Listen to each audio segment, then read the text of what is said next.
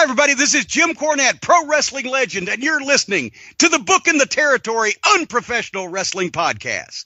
Woo, Messi, this is professional wrestler Jimmy Valiant, the Boogie Woogie Man. Tell my people, my brothers and sisters, don't you dare miss Booking the Territory. Oh, yeah. This is a one-man gang. You're listening to Booking the Territory Pro Wrestling Podcast. This is the artist formerly known as Daryl Van Horn, James Mitchell, the Sinister Minister, and I'm here to let you know I would rather slam my cock in a car door than to miss the dulcet tones of Hard Body Harper, my illegitimate son, on Booking the Territory podcast.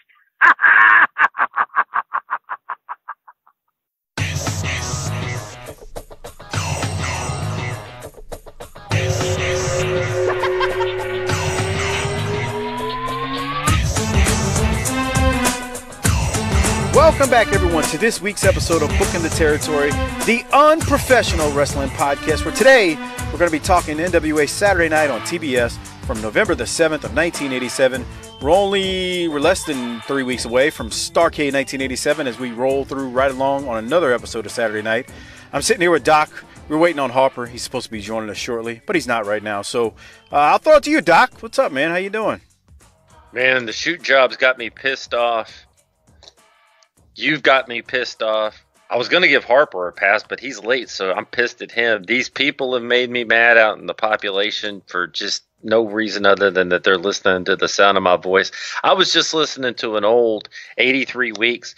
Eric Bischoff pissed me off. He said he said this. He goes, nobody has ever watched TV in the history of TV on Saturday night. So we're going to prove him wrong here tonight because we watch shit on Saturday nights in our childhood, and we're going to talk about that shit tonight. Wait. He said nobody watched. He was complaining about the Saturday night slot on TV and said it was a death slot because nobody in the history of ever, unless you're college football, watches TV on Saturday. Well, there is something to college football drawing. And there's something that ratings. I don't want my network show on 7 o'clock CBS either. But let's be clear. People watched that 605 show, and a lot of them did. Oh yeah, that's why I'm like, I'm not doubting. He doesn't know history. He admits that he's never watched anything but the AWA back then, and nobody watched that shit. Yeah, but are you sure you're not just kind of like phrasing it wrong? Because you want me to cue this shit up and play it on the air? I don't. But I just find it hard to believe like he would make a statement like nobody watched that. Maybe nobody was watching it, and when he took over. And I don't want to say nobody. That's a figure of speech. I mean, like I went ahead to 1992 on the network or something somewhere. I don't know. We're gonna quit doing this before we get to 92, aren't we? Well, the network's only got through middle of 89 up on it. So I think what you saw in 92 is what they loaded when it was like I don't want to call it a rebrand of Saturday Night, but they kind of like redo it almost in like a talk show fashion a little bit. Bruh, it's hard to explain. I saw Jim Ross and Jason Hervey out there, and I was like, I ain't doing this on a weekly basis. Actually, that shit would be rather comical. I've watched I said on a weekly basis. I'll take a shot at anything once just to make fun of it. I've watched those, and they're good to a point of you, me, and Harper maybe enjoying 20% of it. I'm joking, 30%, 40%, and then kind of maybe taking a little dump on some of it. So what else? It's not horrible. Well, you know what else has got me down, right? Uh-oh. Well, by the time this comes out, things will already have progressed past it. But we're on the eve of the worst holiday of them all. Oh, Valentine's Day, and I am conferencing in Harper right now. So while I'm getting Harper on the line, do you want to hold your thoughts on Valentine's Day until Harper gets on, or what? I just want to know what Sasha's getting.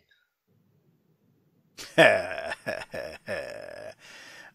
don't know. That's a good question. Harper, what's up, man? Hey, we are already rolling. We started recording. Yeah.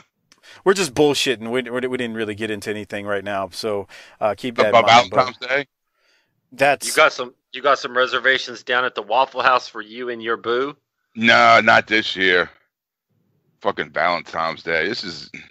Did he just get rid of this fucking shit? You got to drive. Do you have to go drive Luke and his girlfriend around for the night, chauffeur? Yeah. Ether him and make a move on her. Hey, I can love you better than this asshole. Man, he's got huge fucking arms. Do you want to know what I got huge of? Yeah, personality. Remember when Harper was talking about taking his broad to Waffle House for Valentine's Day like 3 years ago? That was like, I think, his first time to really just come out into the public square and say, I'm here. I'm here. Y'all got to deal with me. That's back. The Waffle House shit. They doing that again? Yeah, I've seen a couple people post it. So you got to. Do you have a lovely lady that you're gonna be trying to impress this Valentine's Day? Fuck no, bro. If you're trying to impress a woman on Valentine's Day as an adult, you're a fucking loser.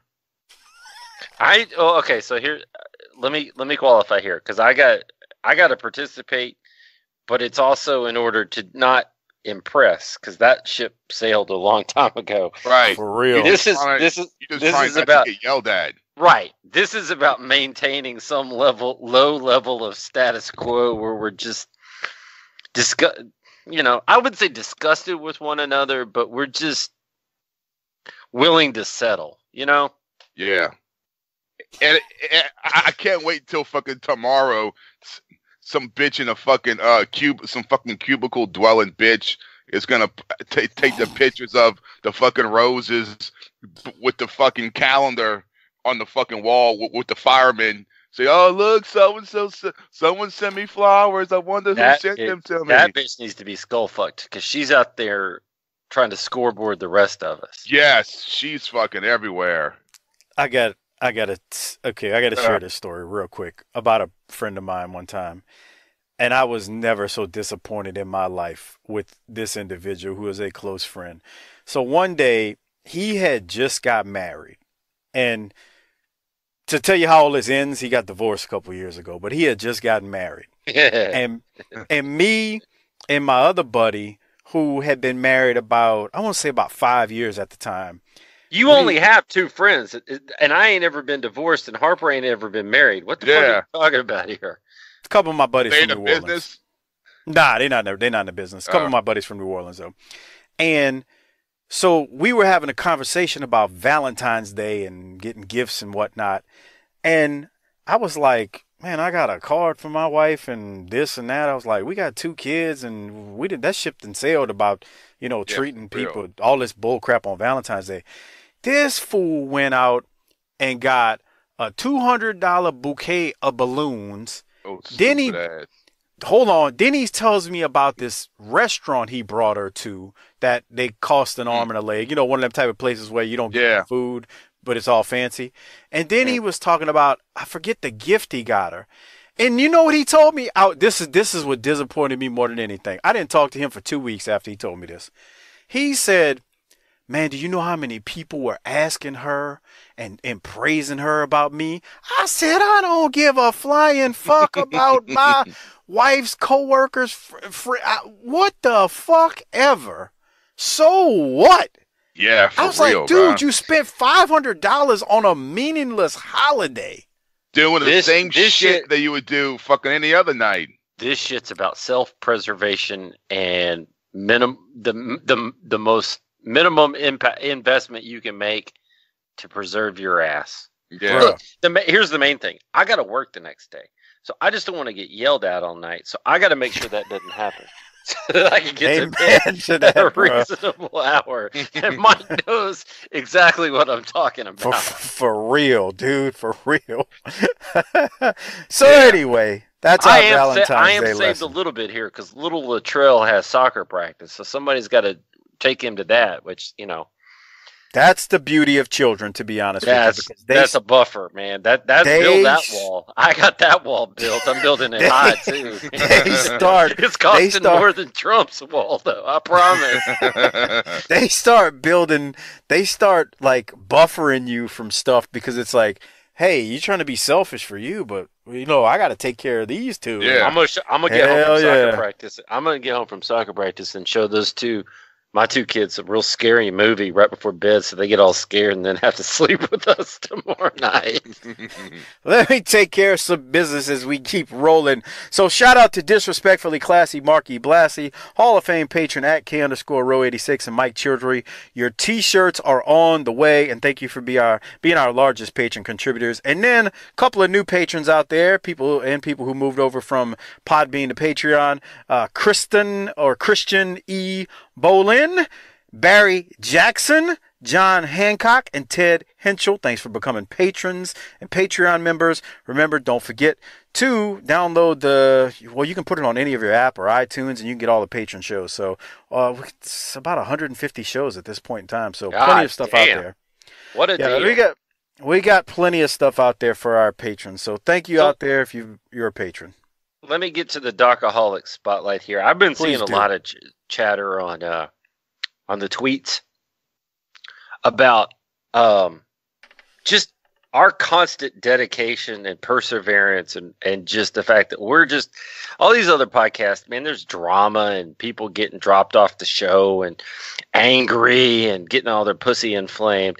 And we got any of that shit. We hate each other up front, so it's all right there. We're not involved in any drama. We're cutting shows left and right, producing content, just being ourselves, just living our best life.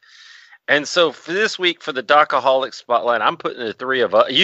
People thought I was going to put them in. Bullshit. I'm putting the three of us in the spotlight because we keep putting out these shows. We keep living and laughing and loving. We're just doing our thing. That's how we do it. You know what I mean? Bitches. We're all the way live. All the way live. The other thing is a shout out here is we've got ourselves. I just want everybody knows that Ric Flair is my favorite wrestler of all time, right? Sure. Yeah. But what I bet you don't know is who my second favorite wrestler is. Dusty. Brian Blair. That he's full of shit. But go ahead. I know where he's going with this.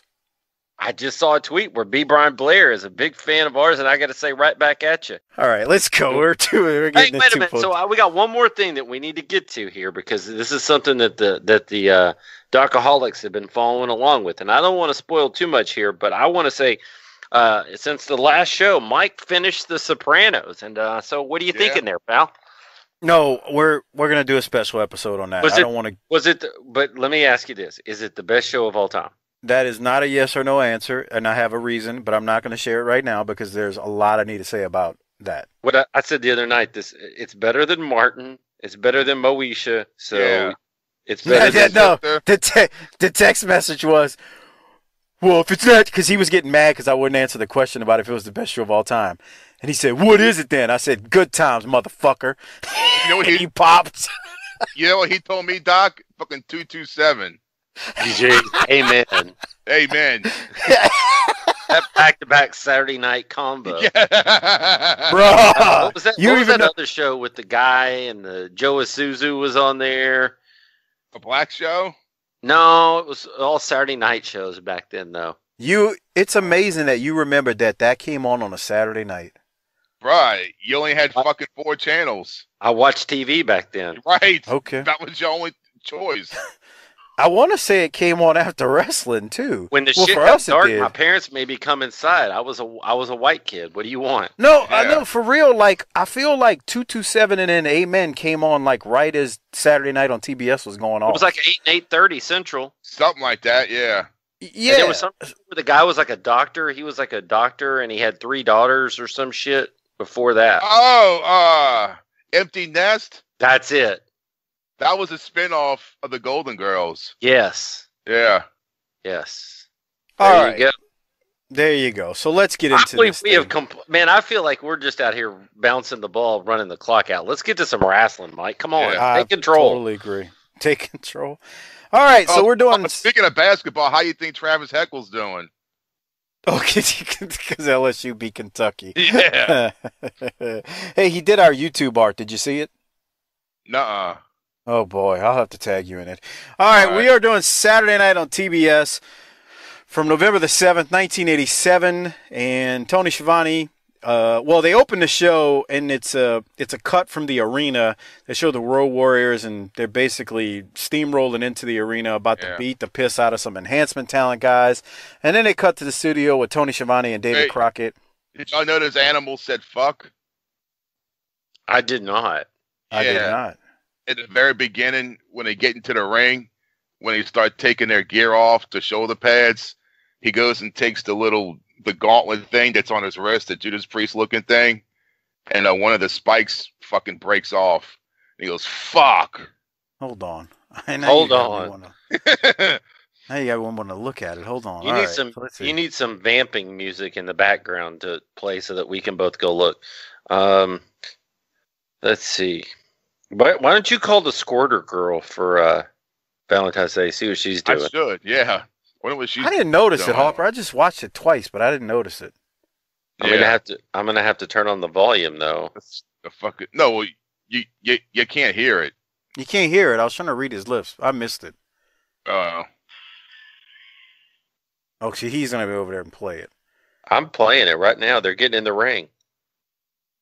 Yeah. Did you see him do it? I don't know. I ain't got that far yet. Man called Sting. I'm also. Wait. You're also. Hold on. Yeah, I don't see it. What? Okay. I need timestamps, dude. They just took their shit off. It's in the first 30 seconds. They just took their shit off and charged these dudes. Yeah, I don't see it. I watched it twice. I don't either, man. I think on Harper's the Patreon video, and I'm not seeing it. I'm sorry. I mean, I'm not trying to make you mad, dude. We're still friends. Let's get to Ricky Santana. Holy shit. Let's get to Ric Flair on Ricky Santana. Well, we gotta. Okay, so Ricky Santana's promo is not good. The thing is, I feel like we gotta listen to it because of what Flair then says. Didn't he listen to Eddie Gilbert and learn that you don't need to come out there and start putting yourself out on the radar of Rick and Arn? I don't know, but let's listen to Ricky Santana. Might want to keep his brown mouth man shut. To your left right there is a young sensational star we've seen a lot of. His name is Ricky Santana. Ricky, good to see you again. Good to have you with you on TBS. Great to see all the people here. Everywhere I go, people are talking about it. They're talking about Chi-Town Heat, Starrcade 87. Lex Luger, you may be the new star on the horizon, but Thanksgiving night, that star is going to fall, and the legend's going to live on. And Ric Flair, let me say one thing about you. Your name is synonymous with greatness. I'll give you that. You have all the ladies, the fast cars, everything going for you except one thing. You don't have that world heavyweight belt. And when you leave the ring that night, you better hold on to all those things because you're still not going to have it because Ronnie Garvin is glory bound and he's going to remain the champion. Gente Latina, le quiero decir que este cartelazo va a ser el mejor del año. All right, so I'm going to cut it off for a second. Why you got to cut off that? That was the part that I liked the best.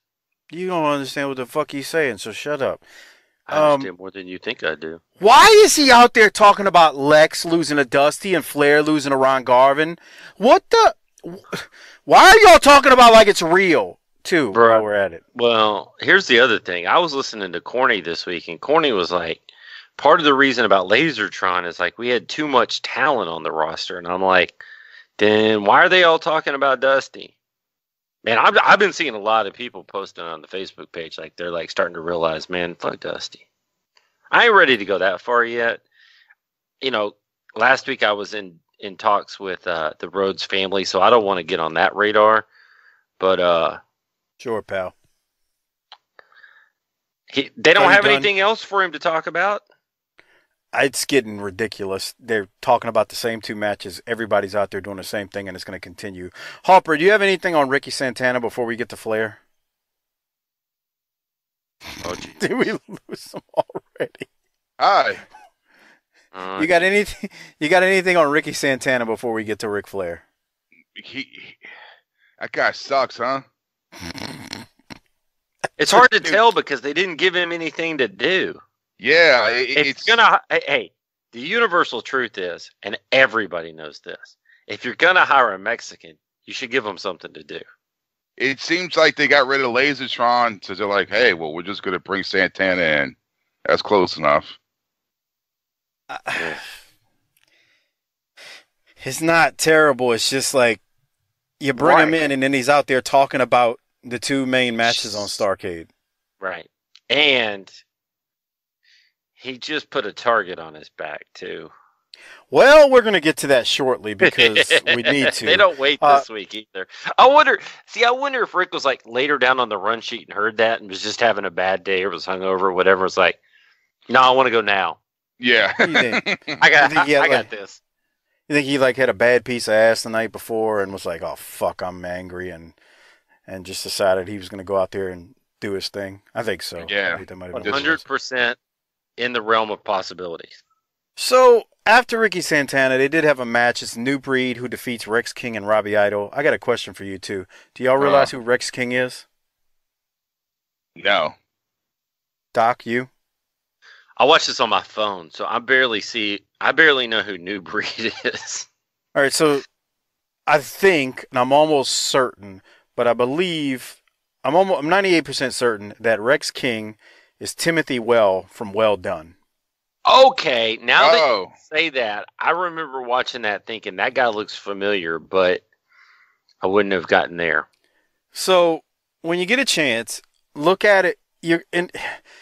It's hard to tell from this week for whatever reason. Like I felt like it's just really hard to tell for whatever reason, but I think that's Timothy Well. I'm almost certain that's Timothy Well. Let me do some work on that. Okay, I'm pretty sure it's him. But anyway, we'll keep going. While you're doing that, again, the New Breed, they do win. We got it on the Patreon video here. Let me get fast forwarded ahead, and we'll get to some Ric Flair. Now, pay attention, everyone, because Rick is about to like truly just cut down old Ricky Santana down to size. Things you can't do in 2019, and things you might not should have done in 1987. No, it was fine. It was nothing wrong with what he did. They call him a brown person or something. There's not. Okay, we're gonna talk about this on the other side because I think part of what it makes you being a heel in wrestling is you should offend someone. That's the point, to get some heat. So here it is. Let me play it, and we'll talk about it once we're done. Okay, David, thank you very much. And we are here at our ringside location, the one and only Nature Boy Ric Flair. And week by week, it gets closer and closer to the big one. Bring it up one time. You know, Tony Schiavone, if I stand back here in that control room, you gotta be sick. The people gotta be sick. And they all gotta be dying for the sight of a real man after the way this show kicked off. Ricky Santana walks out here, the minority that he is. Jesus. Telling the whole world what I've got, where I've been, what I'm going to do, what I'm not going to do. Well, let me tell you something, Santana. It takes more than a pair of wrestling boots and a pair of trunks and a bogus diamond earring to be something in this sport.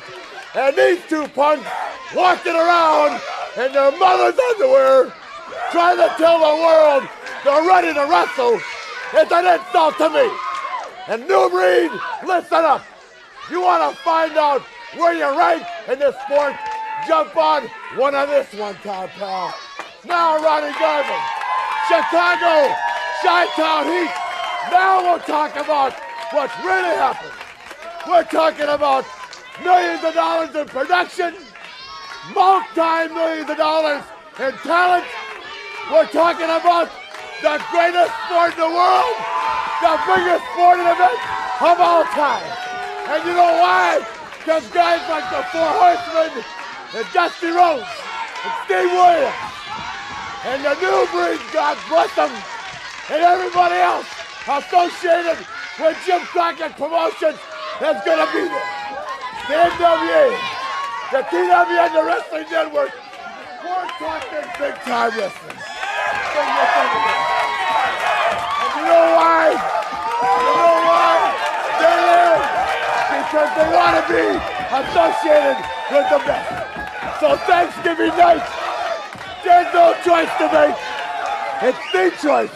If you want to see the best, then buddy, you tune in to Chi-Town because the best are going to be on display.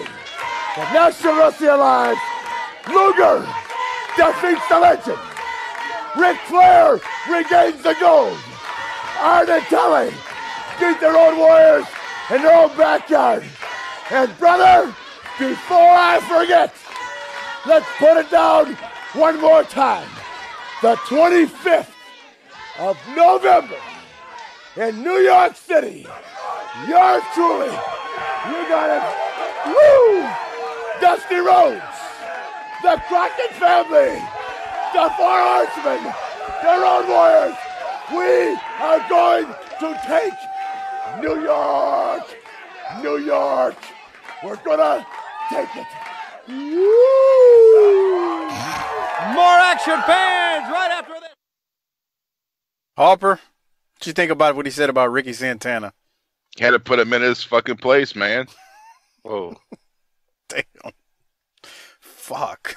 Yeah, he's like thinking, who in the fuck are you to have my name come out of your fucking mouth? It's almost like, remember like in The Sopranos when they had the meeting and like a little Jackie's like talking and fucking Junior's like, excuse me, did I just hear something? Yes. That's what that was like. Who in the fuck are you to be talking to us? That's like what this was. I'm Ric Flair, motherfucker. Who in the fuck are you? Ricky. Richard. Richard. Richard. Richard Santana. He called him. Wouldn't that be Ricardo? Yeah. Here's the reason I don't like minority. it. I don't give a shit what he called him, to be honest. But because on some premise, I like the fact that he's a heel that's willing to be a heel. But he's not a racist heel. So it's like he has enough to just go out there and scoreboard the guy. To me, the racist part was too far because of him. Shut up. Oh, come on. Like, I would love, like, Baron Von Raschke to come out and say, I'm not wrestling this, and then fill in the blank. I don't see nothing wrong with this. Dude, I don't give a fuck. I popped. Is Armando Martinez still listening to this show? Oh, yeah, he's a Hall of Fame patron. I wonder what he thinks of this. Let's get the Mexican opinion. I'm sure he's fine with it. Is he even Mexican?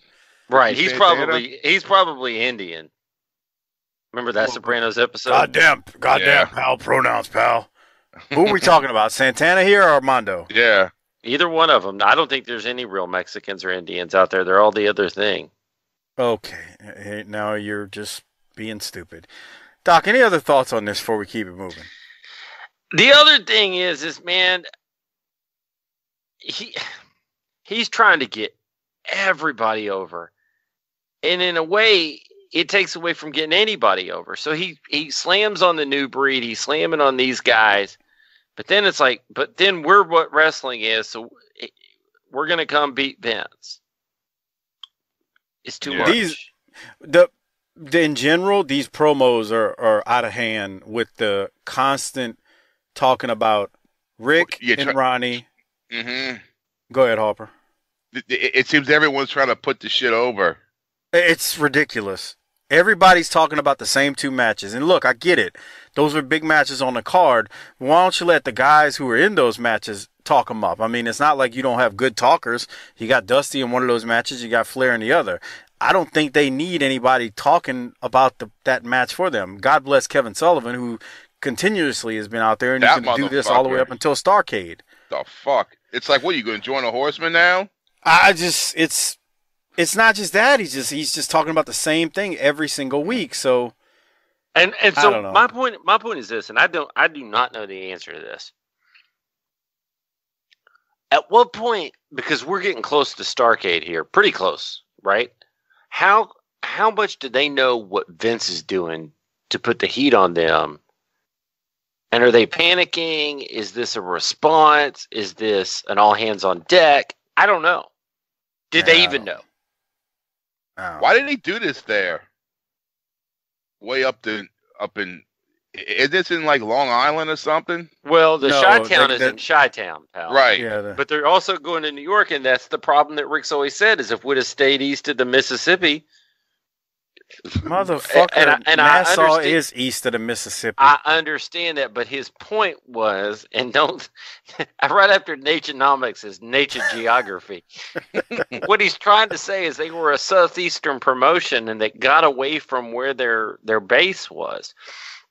So regardless of which side of a Mississippi you were on, and you said this a couple of weeks ago, they took that shit out of Greensboro, and it pissed people off. Yeah, and you said that didn't matter. Now you're saying it does? Which one is it, asshole? I'm not saying that it had to be in Greensboro. I'm saying that they were too far away from home all the time. Because the other thing about being far away from home, and you know this from business travel, that's a reverse money printer. Because now you got to fire up that fucking jet. You got to get hotel rooms. That was a problem in itself, to be honest with you. That's what I'm saying. They were flying everywhere. I mean, y'all are forgetting all the West Coast stuff they've been. Yeah. Remember when they went to Phoenix and Harper was like, "There ain't nothing around Phoenix." There is, yeah, bro. It's just like a Breaking Bad. I mean, they don't have lizards, don't have fucking mosquitoes or nothing. There's like no life form. It's like being on Mars. He's got a point. Here comes the science and biology lesson of the week. Because 2 weeks ago we got a garfish lesson. So I had to go that night after that episode. I had to explain to Mrs. Doc what a fucking garfish was. I was like, look, pull up a picture. She's like, what the fuck is this? I was like, for real. She was like nervous that this shit's in Texas. Yeah, they got them out there. You're damn right. I saw one up close. I was like, what the kind of fucking prehistoric shit is this? Yeah, they get big, man. Here it comes.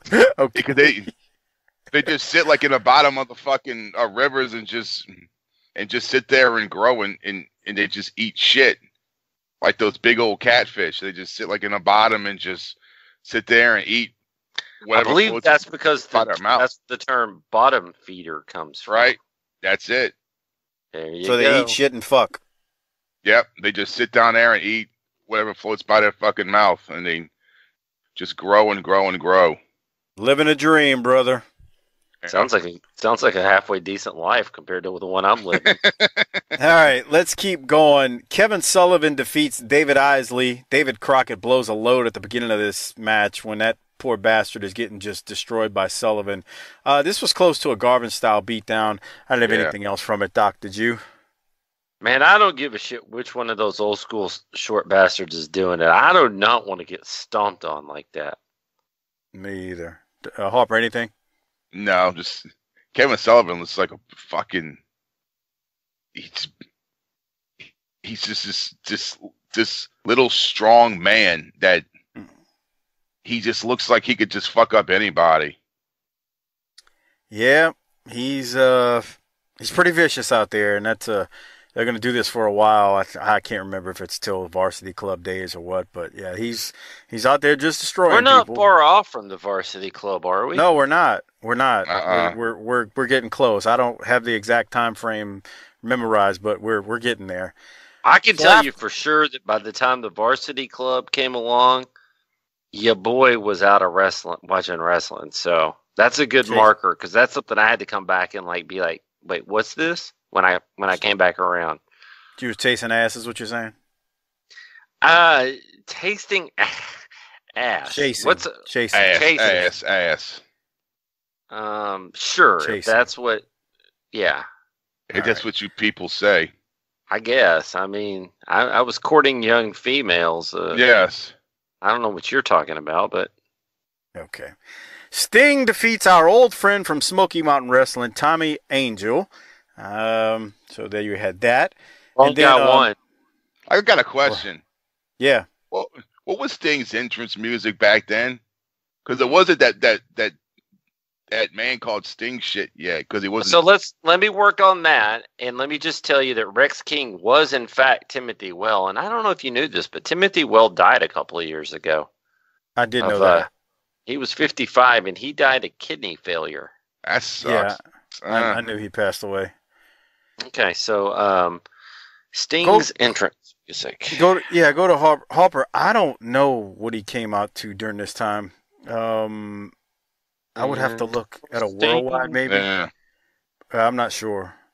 But he defeats Tommy Angel, and then Jim Cornette comes out, and he introduces the Midnight Express. But let me get to... He's messing with Tony. It's kind of funny, so I wanted to play that part. So here it is. Come on, damn it. Here it is. Oh, no. Jim Cornette, Big Bubba. The Midnight Express soon to come. You know, I got a little programming note before the introduction, Tony. You see, World Championship Wrestling Sunday edition will not be seen tomorrow at its regular time, so that TBS can bring you the replay of the Braves and San Diego game, which is going to be computerized by TBS and changed from color to black and white with no sound. And also, I got to correct one thing. You're an alleged commentator. You said Bronco Lubitsch was the World Heavyweight Champion. No, Bronco Nagurski. Bronco Lubitsch was a friend of mine. I said Nagurski. Wait just a second. No, I know exactly what you said. I ain't wearing a hearing aid. I'm wearing glasses. And ladies and gentlemen, I now bring to you none other. Tony's laughing, but he's trying to figure out if he did say the wrong thing. That's what I thought. Right, about that. right.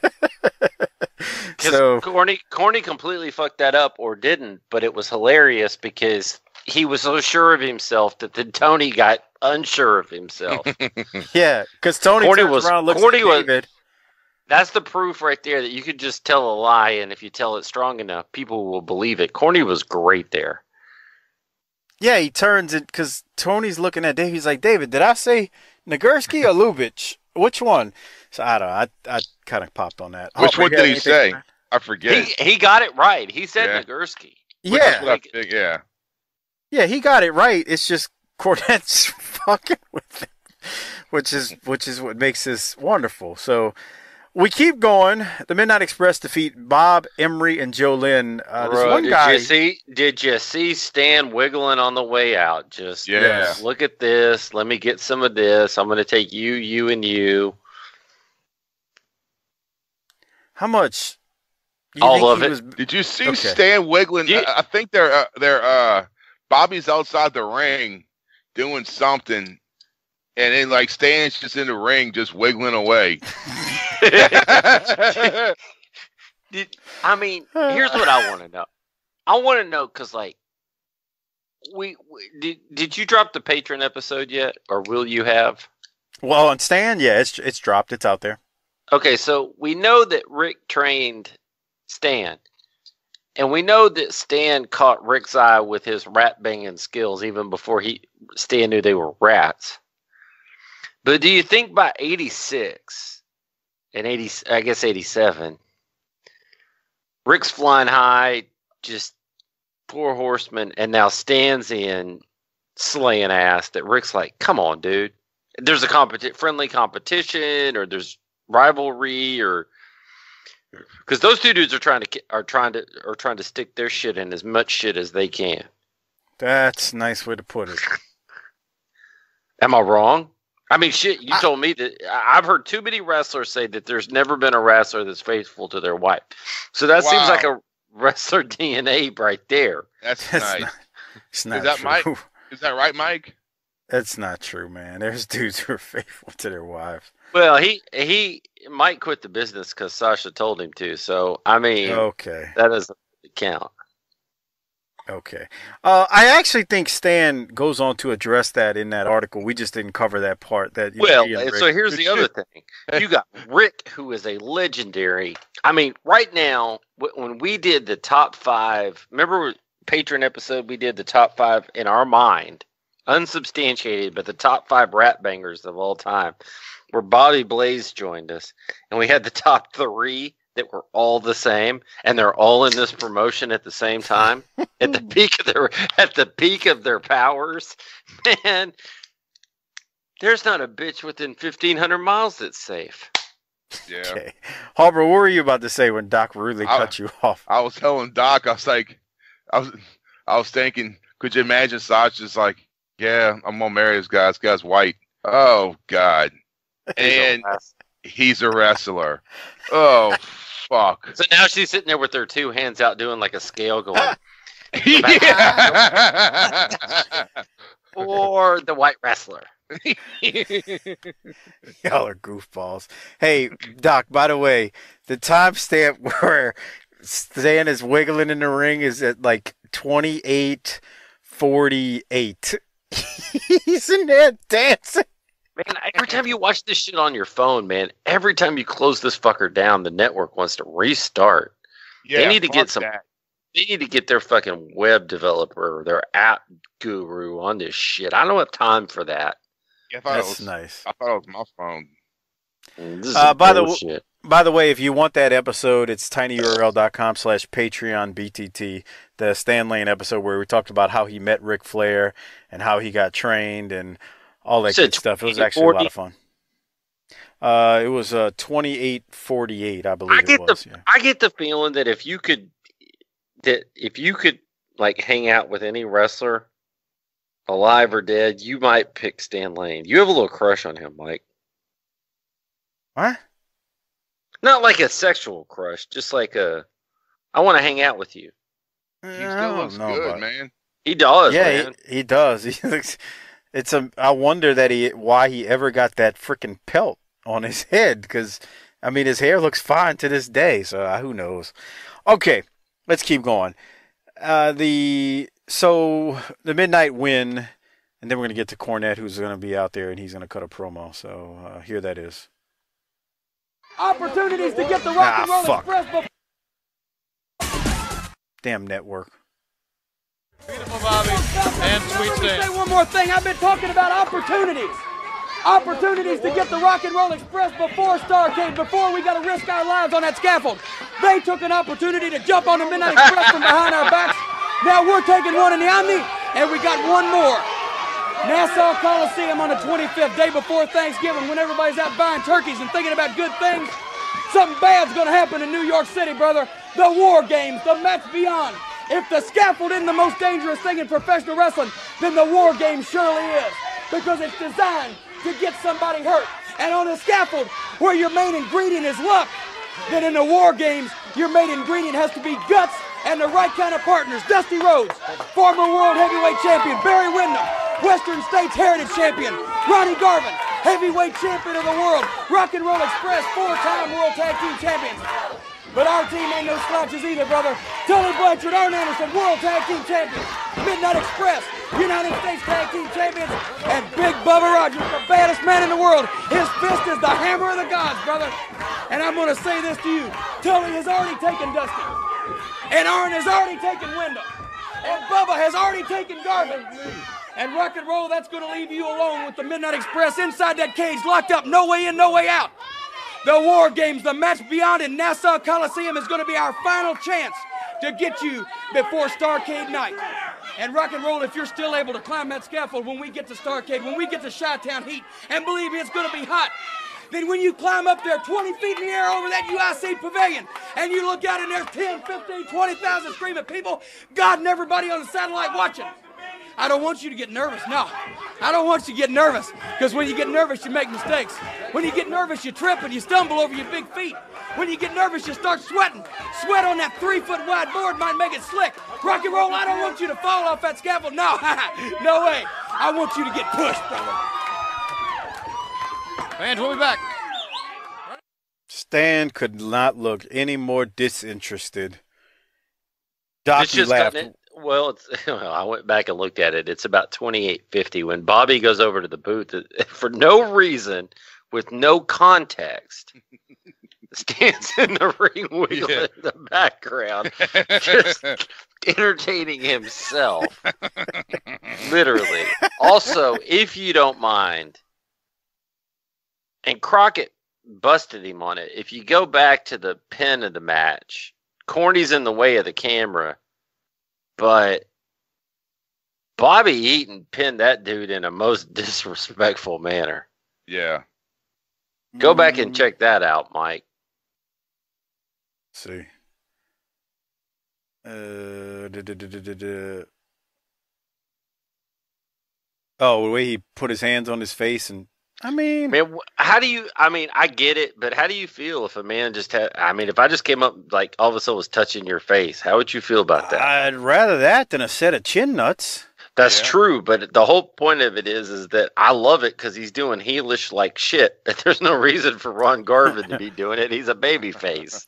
Yeah, I see what you mean. Cornette raised the racket up just as Bobby's coming off. Well, and he says, when he walks up, he goes, "Did you see that?" And Crockett goes, "No, because you were in the way."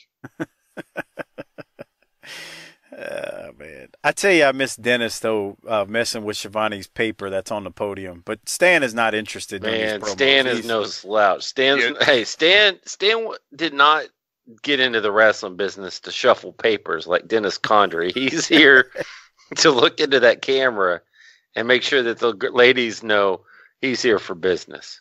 Cocked and loaded, if you will. Yeah. Cocked and loaded. However, did you see him dancing? Did you go back and look at it? Yeah, when Bobby brings him to the podium and he put the mic in the guy's faces, Stan's just in the ring, just fucking, hey, ladies. Ladies, the line is to the right. Okay. Can you imagine? So, Del Rey replaced Stan Lane, but what if it was Dr. Tom that left and it was Stan Lane and Del Rey, and the premise is that Stan Lane's trying to teach Del Rey how to be a real gigolo, but he can't quite get it. That would have been interesting. He's got the wiggle. So Stan's wiggles and goes, "Do it just like this." And then Del Rey wiggles and he's like, No. Stan, I don't get what you mean. I'm doing it just like you. God, that would have been a pair. Yeah. Holy shit. Del Rey and Del Rey.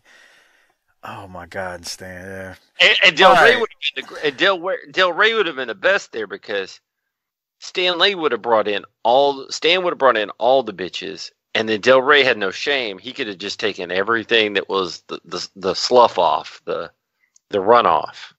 That's nice. Yeah, Del Rey would have took runoff. He would have took the runoff for sure. And I gotta think that Stan Lane's cast-offs not that bad. Yeah, we ain't talking about Jake Roberts' crack house slough-offs. We're talking about Stan Lane here. They're probably C+ students, if you will. Good enough to graduate. Man, here's what I'd love to do, because how they always said that Gene Okerlund could go to a bar even like later day and like the girls would all be around him. I wonder if you took Stan Lane, who looks good now, could he just like turn it on? Hey, baby. Because Mike, you know this. You and Sasha have been together for a while. I've been married for a while. You just don't think about it on a daily basis. What if you had to like get your game dusted off to like get back? It's just, what would you do? So I just want to know, could you take Stan Lane to like a hotel Marriott bar and just turn him loose and see what happens? Take the leash off of him and just let him play. He's got, it's like one of the dog parks. 14 minutes later, he's got some chick from procurement at some computer parts company that's about 48 years old with a couple of kids ready to just rip off her panties and fucking swallow his dick with her honey hole. That's nice.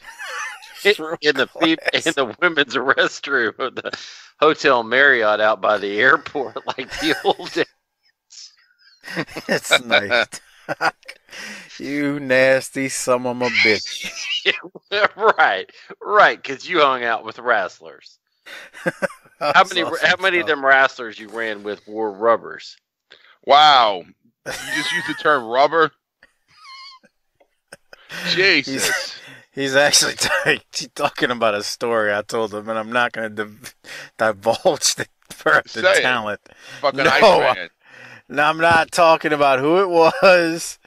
And I'm gonna I don't wear no rubbers. Put it behind.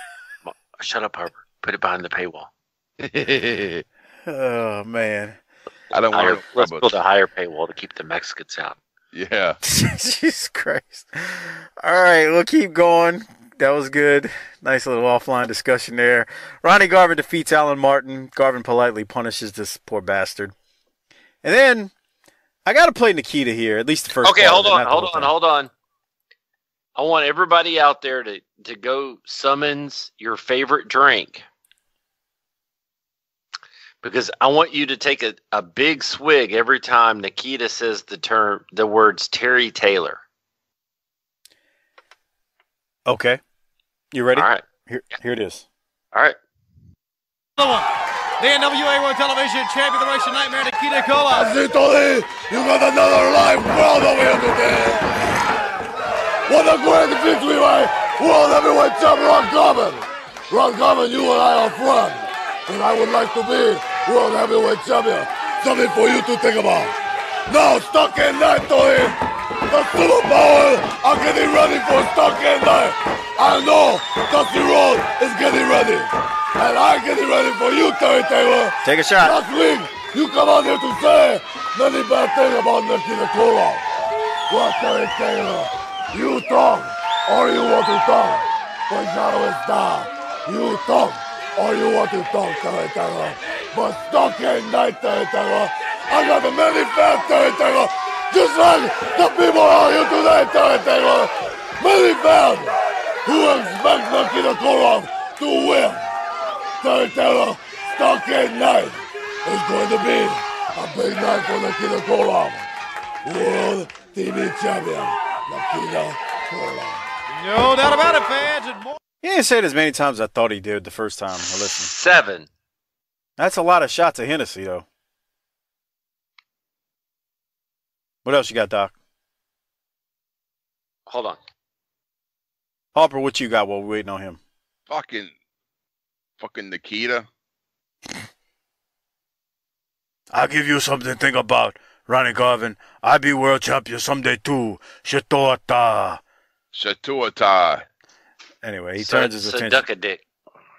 He talking about Terry Taylor. I don't know. It was all right.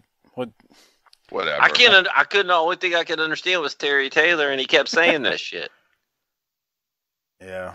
Well, after him comes out Lex, and I didn't want to. I thought he was fine, but he's just saying the same thing over and over. Oh, so you mean when I said that the promotion starts going down when they start featuring Lex and Sting, and you're like, I don't think that's true, but even though you don't want to play his promos, even though they're okay, I got it.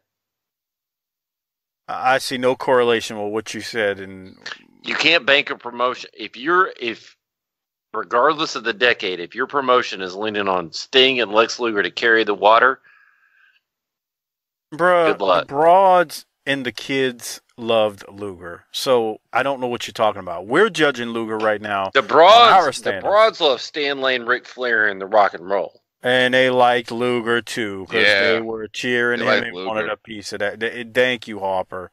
So you can take your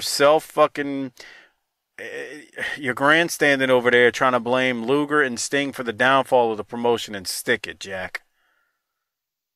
Do you know it's bad? Me and Doc talk like that around at work. That's tell you something, brother. You could stick it, Jack. All right. I just want Ron Wright at work. I wish I could, when I open my mouth, his voice came out. Let me tell you something, brother. Let me tell you something, brother. Can you imagine the looks? Hey, Doc. Hey, Doc, can you come here? We need your thought. We need you to give us your opinion on something. Well, let me tell you something, brother. Let me tell you something, brother, because he's got that high pitched with it too. It's that high pitched nasally shit, and it's hillbilly. And the only thing better than that would be is if I had Ron Fuller walking around doing a Ron Wright impersonation of that. Imagine bringing Ron Fuller into the workplace. You know, I talk a lot of shit about all these podcast jokers, but man, that Ron Fuller podcast is worth listening to. Yeah. That old legend is spinning the gold. He's telling you how it's all done. That's all Harper listens to. Yeah. All right. His grandfather was all hard, motherfucker. His dad was no joke either. His dad sounds like an asshole. No shit, just stealing his own promotion from his kid. Yeah, stealing money from him and fucking like hustling him and shit. Carnies, dude. Yeah. Here, this is the best way you'll learn to be a good carny is for me to fuck you over. Wrestlers. All right. Hiro Matsuda defeats Rocky King by putting him to sleep. Then we go to Kevin Sullivan, Hold on. What? Anybody want to guess how old Matsuda is here? Old as fuck. I don't know, dude. He looks like a vice president for Honda or something. He looks like he's here to talk about a leveraged buyout in a hostile scoper in 1987 America. I'm here from Sony to buy everything. Looks like the guy, the boss in fucking Die Hard. Remember when he? Yeah, that's a good one. Well, anyway, Hans is trying to get the fucking key to the fucking safe. He's fucking vice president of North American sales and takeovers. Matsuda's 50 here. He's in good shape for 50. Yeah. Hell yeah, he was. He was in damn good shape. Shit. Yeah. All right. So we'll keep moving. Kevin Sullivan comes out. I got to play part of it because of what he says about Ricky Santana. Here it is. We begin our second hour World Championship Wrestling with a man who completely blew away his opponent earlier. We're talking about Kevin Sullivan. Well, Tony, you know, I have traveled all over the world. I have seen the sunrise on Diamond Head and seen the moon set on Daytona Beach. But I've never seen anything like Starrcade in my day. But I hear people out here talking, and I hear some people talking that don't know what they're talking about. First of all, I like to bring up one thing. I heard at the top of the program, young Ricky Santana talking about the world's heavyweight champion, the ex-world heavyweight champion. It's hard for me not to say the world's heavyweight champion because he has been the leading force in the wrestling field today. Talking about him that he better have his limousine, he better have his plane fare. Do you see Ricky Santana, Ric Flair, bar bill is more in a month than you make in a year. And Ric Flair has a limousine. He ain't driving around in no lowrider. And then I want to say one thing to a man that says he is the total package. He says that he's going to destroy. All right, can I turn it off there? Yeah, because, man, here's the thing, and this is what I feel like that it's going. Because, man, Kevin Sullivan, by all of our approximation, is a badass. But him and everybody else, if you're not in those two matches, they ain't got nothing creative for you. Yeah. Well, I don't know. The Road Warriors and Tully and Arn. Maybe. Oh, yeah, that's true. That's like maybe your third. But you know what's sad? Guess who's not on the show this week? Well, the Road Warriors were at the beginning, but there's no promo from either one of them. Right. When's the last time you heard? Jesus Christ, they're fucking this up, dude. You can see it coming. That's a mistake that they don't have them out there, and it's not like an abbreviated show. And I get that. We always talk about it. You can't be out there every week and all this. We're building up to fucking Starrcade. Let's get out there. All hands on deck. Well, it's one of the major matches in the show. That one baffles me. That one baffles me. Harper, what did you have from Sullivan right there? Why is he? It sounds like he's trying to join the fucking Horsemen. All right, so I'm the only one that popped when he said Ric Flair rides in limousine and doesn't drive lowriders? I don't know. I'm so frustrated. I'm frustrated not at Kevin Sullivan. I'm frustrated for him. He was the fucking devil down in Florida, and now I don't even know what this is. He's just a guy. Yeah. Oh, Dusty's got him out there he's like an infomercial. He's a walking infomercial for Starrcade. And let me prepare y'all. Everything else except you. That's exactly what I feel like he was told. And let me prepare y'all. This is November 7th. We still got the 14th and the 21st where the same shit is going to happen from Man, somebody needs to go back in the Boogie Mobile and tell them nobody's going to buy this shit because Vince is working some collusion deals. Okay. Such as but then Vince is going to cry foul in the 90s and say that WCW is hurting him. That's exactly what happens. Mm-hmm. Well, Ricky Santana then comes out there and defeats Rick Ryder. Okay, hold on. Mm-hmm. You need to play the audio at 50:19 again, because Crockett is back on these Gucci girls. Okay. All right, hold on. I got it at 50:16, so let me hit play. Yeah, that'll work. Your girls down in St. Martin, the Gucci girls? Uh-oh.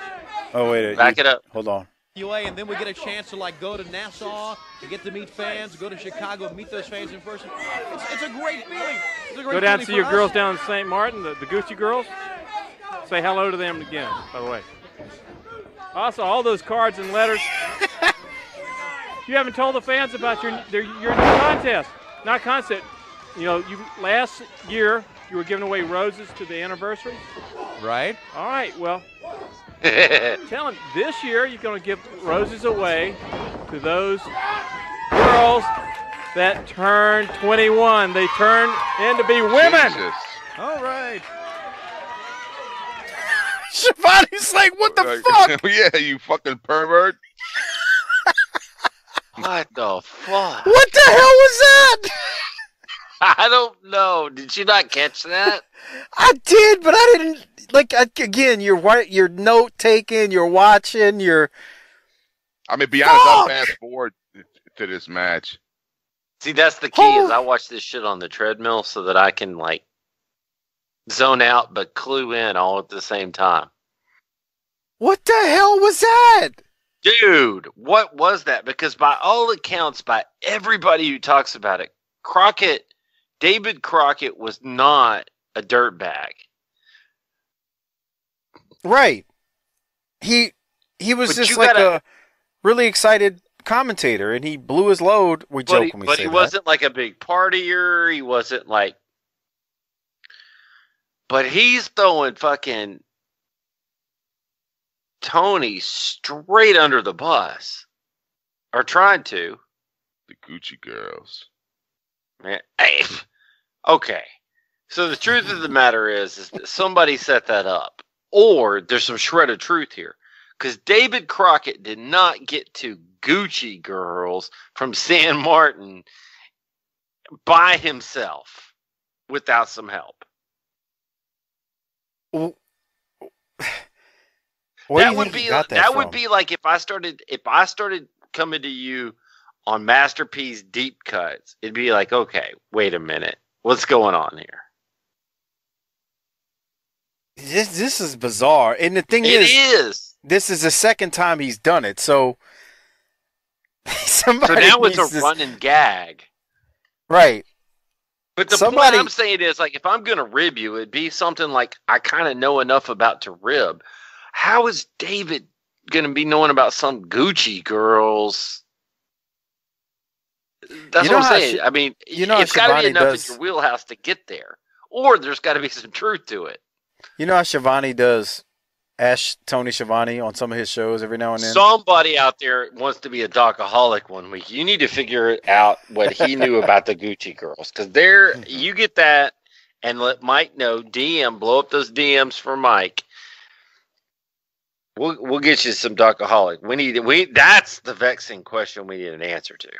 No, and I think he does something on his Patreon where if you're like a Patreon, he does like a Q&A type thing. Somebody that's a Patreon for Tony Schiavone, ask him what Gucci Girls is and see if he answers. I love Tony. I hope it doesn't. I don't know, man. That might make him uncomfortable. There might be something there that we maybe shouldn't pry into. Here's the thing. I truly believe that Tony Schiavone saw some crazy shit in his day. Some real crazy shit. But I think at the end of the day, he's a weird enough dude that he probably was one of those guys that stayed true to his wife. But I got to know where this is coming from, because I really do see David Crockett and Tony Schiavone as a couple of the straight men while all these wild-ass Caligula shenanigans are going on. But this rib started somewhere. You ever heard him tell a story, though, on his podcast where he knocked on Ric Flair's door and Ric Flair shows up and he's got the robe on and he's got his baby arm just sticking out? Oh, he's been in the room when Rick started knocking that ass out, and he was like, I gotta go. That's what I was getting to, and he opened the door. Rick opens the door, and Flair comes in, and the broad is laying on a bed, buck fucking naked. And while Tony's in there, Rick, goes for a mustache ride, starts lapping it up. And Tony's like, all right, Rick, I gotta get out of here. And he jets. So he's seen some wild shit, and who knows what that Gucci girl's comment is. Maybe that was just David's way of kind of messing with him, but I don't know. I'd be curious if anybody out there can get that answer from Tony. Gucci girls. Axe Conrad. Well, we'll keep. Here's the thing. I don't have to get the Docaholics involved there. Hey, Conrad, since you're listening to Steel Shit, why don't you ask Tony about that on your show and help a brother out? That's nice. Can we keep the show moving now? Yeah. I might be a lot of things, but I'm not a thief. Oh, that's nice. So can we keep the show moving? We should. All right. So where are we at? I can't help you there. We got Sting up next. Man, call Sting. Doc, you didn't like the promo? I'm going to take a piss, so play whatever you want. Harper, do you want me to play it? Yeah, if you want. No, it's all right. I was going to tell Doc. Here's the thing about that. It's not great, but you tell me. No. You tell me from the promos you've seen from Kerry Von Erich in 82 and 83 how Sting is worse than Kerry, since Doc and I have had that discussion. No, Sting sounds like some asshole at fucking spring break you see on. Yeah, right. He's excited. Remember when MTV used to have the MTV spring break? Yes. That's what he reminds me of, fucking one of those assholes. When he was screaming. And that's actually what this is, it seems like. Yeah, and he's like some fucking kid that's got a fucking Camaro, and he's going to fucking LSU or something. I'm with you. That's exactly what this is. Yeah. God, remember when MTV used to do that? Bro, dude, we used to watch that. I remember being at spring break in Panama City, and we're in a hotel room watching it. I'm like, why are we watching it when we're here? Why were you watching it? Right. Some stupidity. All right. It's fucking happened like right outside the fucking door. Oh boy. Spring break. MTV spring break was some wild stuff for its day. Right. Oh boy, back in the day, they had that shit popping. Mm-hmm. I mean, like, you don't think, like kids nowadays, if you showed that to them and they were teenagers, they'd be like, eh. But like for us, when you couldn't just, like Harper always says, Google big titty hoes and watch and crank off to it, they were on MTV. If you think our beginnings were meager because we couldn't piece together a VCR or even cable for that matter, I wouldn't do it much better in college, man. There wasn't no fucking spring break down at the coast, man. I was fucking trying to deliver some more pizzas and knock out some more rent. So that shit was like, dude, man, someday. And then it never happened, and here I am old. Spring break, dog. Let's go to spring break this year. BTT goes to spring break. Bro, that'd be great, huh? Go to fucking Club La Vila. I saw fucking 2 Live Crew there once. This has got to have a great hold on, stop. That's a Patron episode.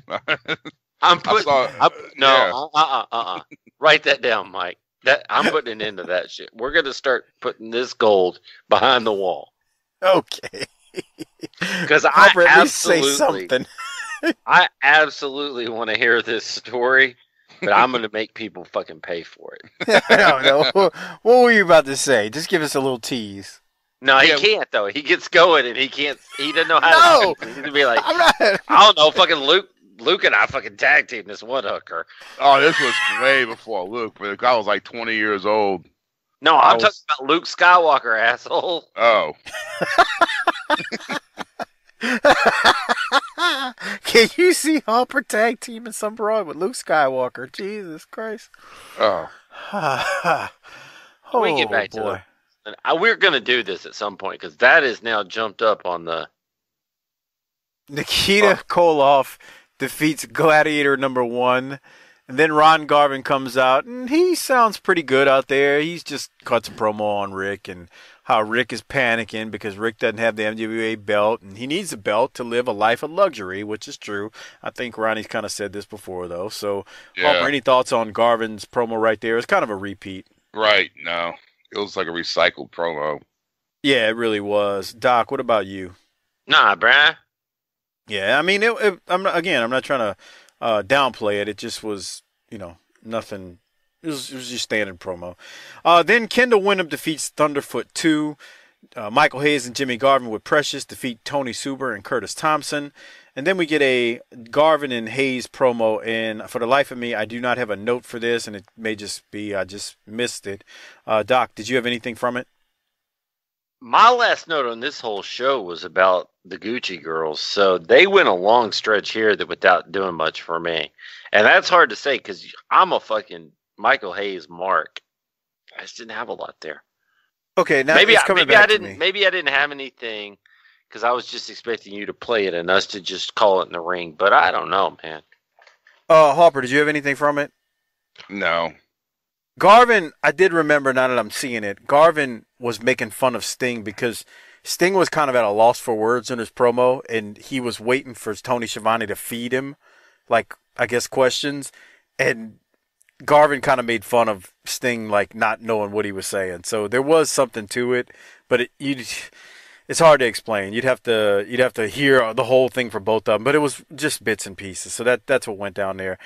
Dick Murdoch then comes out and defeats Bob Cook. Bruh. Go ahead. Why wasn't he disqualified? Why? Dick Murdoch? Yeah. What did he do? Didn't he hit him with a fucking chair and throw him into the podium and shit? Well, we're talking about Jim Crockett Promotions referees here, Harper. What do you want? All right. You know what I'm saying? They make the rules as they go. They kind of do, but I guess you're right. Doc, anything from the match? Nothing. So I got something to say about Murdoch. I did want to play it for one reason. He might be the only guy who's out there not promoting everyone else. Because he knows how to get himself over, and he ain't afraid because he's boy. Right. So let's listen. This will be the last one we play. Well, this is the closing promo. So here it is. In a pretty belligerent mood today. Here he is, Captain Redneck Dick Murdoch. Tony, the boy never touched me. Had it under control the whole time. But you say about probably stuff that happened punks out here and remind me of some inbred-looking Dusty Rhodes. Now let's get something straight. You and David Crockett's been standing out here for the last couple weeks that I've been here, and all you talk about is people like the Garvins. All you talk about is people like Dusty Rhodes. All you talk about is people you like.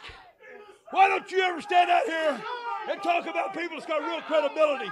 People that don't need to paint their faces. People that don't need to wear earrings in their ears because this is a man's profession.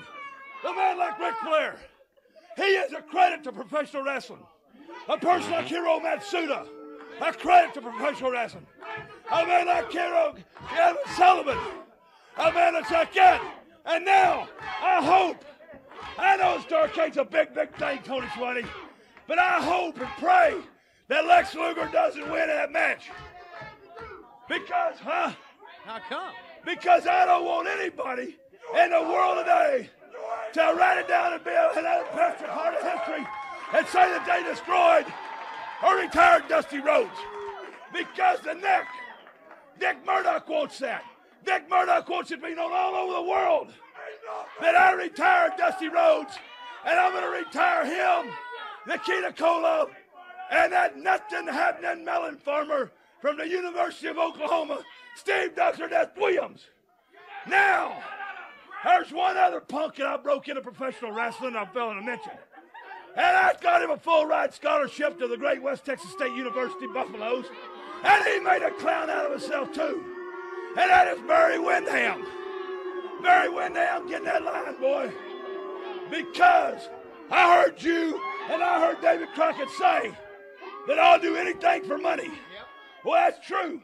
But there's also a few things that I do just for the thrill of doing it. And that is whipping somebody from Oklahoma. And it's whipping somebody that I made something good for and he messed it up in Barry Windham.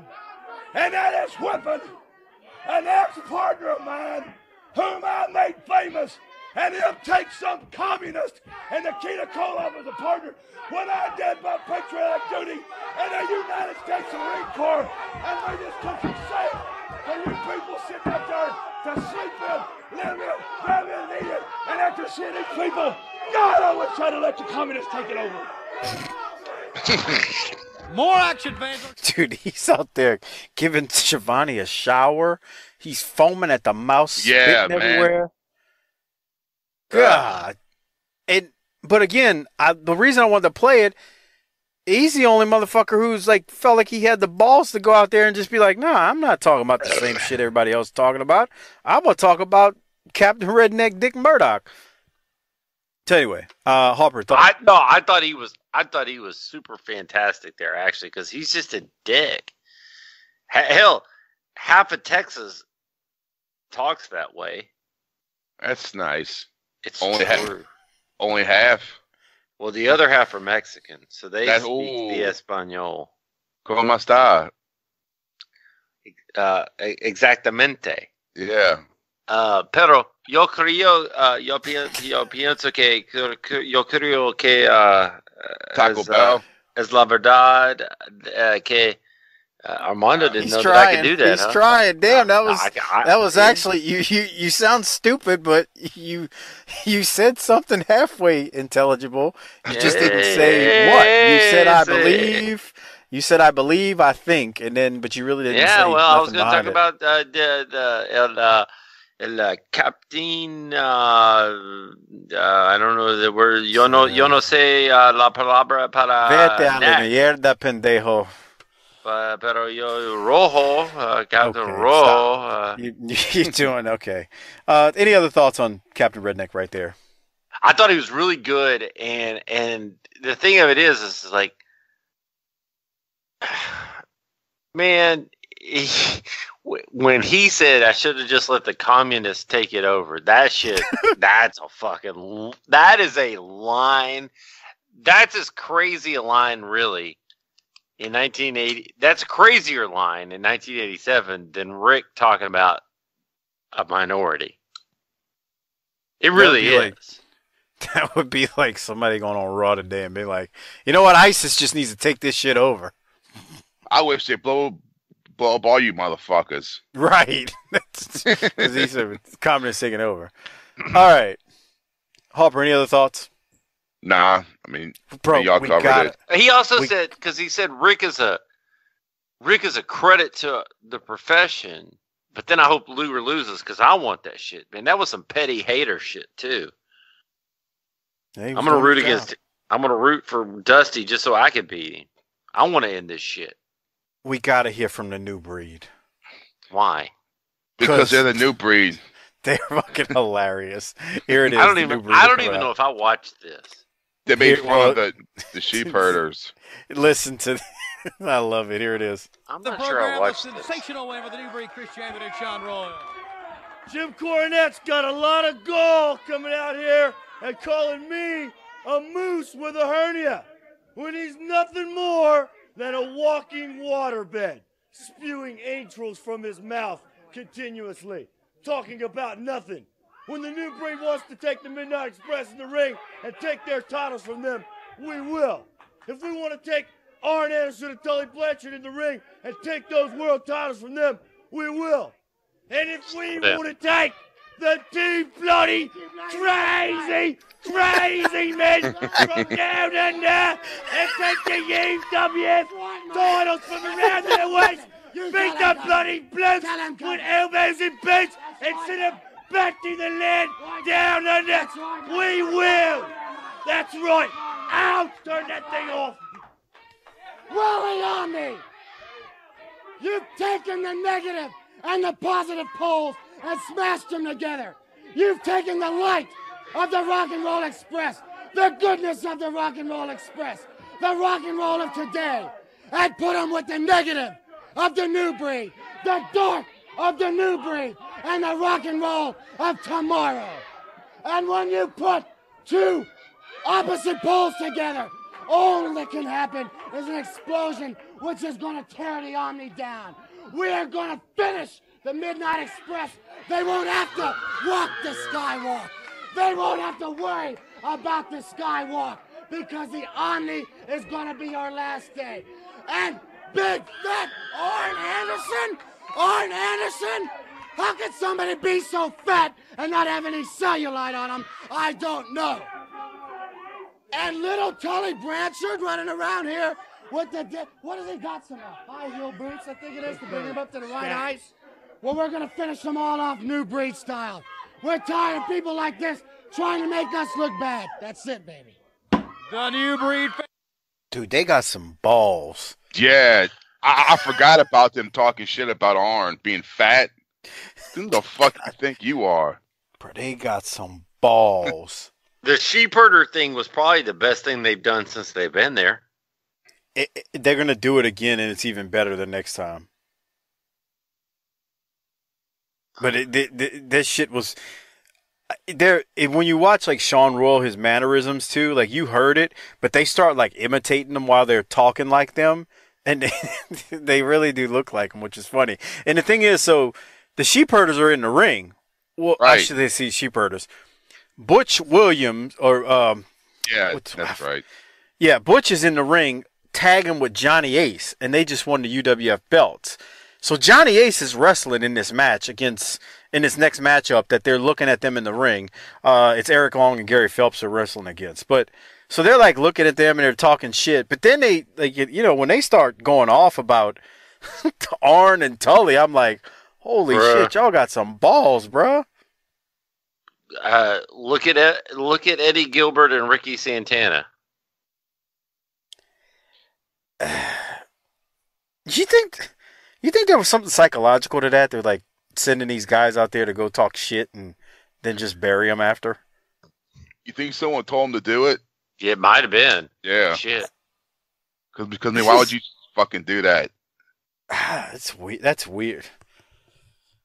I don't know. It's just weird all the way Really, around. But anyway. You never saw anything like that in the wrestling business? Where it's like, hey, go talk shit about that guy. No, I've seen shit like that. Okay. Yeah, but the thing is... And the next thing you know, you're trying to slap a picture out of the ex-NWA World Heavyweight Champion's hand like you did. Why do you bring that up all the time? Because dude, you disrespected the lineage. Wow, Tommy Rich. And then people come to me, and and then I get DMs all the time and messages. Why are you always talking about that story? I don't bring it up. Y'all, I hope y'all are hearing this. Asshole over there brought it up, not me. Well, first of all, you spent 6 months in the business, and that was your highlight. So it's either that or talk about Rod Price. But you disrespected the lineage of the greatest title in the history of our business.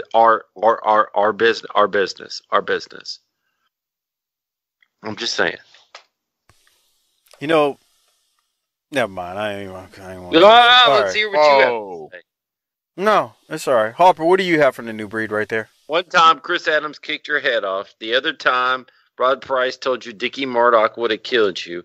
And the other time, you decided to get up in Tommy Rich's face when he did what he had to do to become a 4-day NWA World Heavyweight Champion. He did what he had to do, huh, Doc? Man, I don't know. I wasn't there. All allegedly. All right, let's rate this thing.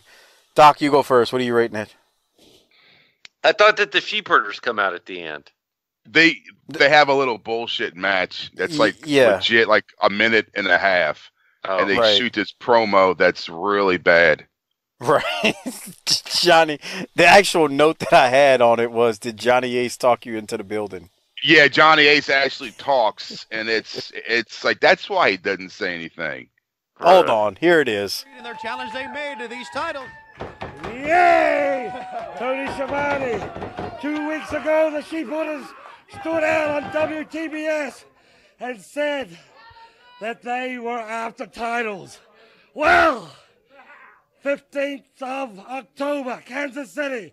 The Sheepherders did what they said they were going to do. Win titles. Right away. At the moment, Cousin Butch is in New Zealand as Sportsman of the Year award. Accepting our titles. I'd like to say something. I was born American, and I was born in this stinking USA, and it was until I came with the sheepherders that I realized that New Zealanders are superior athletes. Men and women in this country are nothing. And I'll tell you right now, computer kids, music wizard, new breed, you ain't got nothing over sheepherders and I, and we'll take anybody on for the title. And we'll see you next week, fans. Bitch. Right here on the Superstition.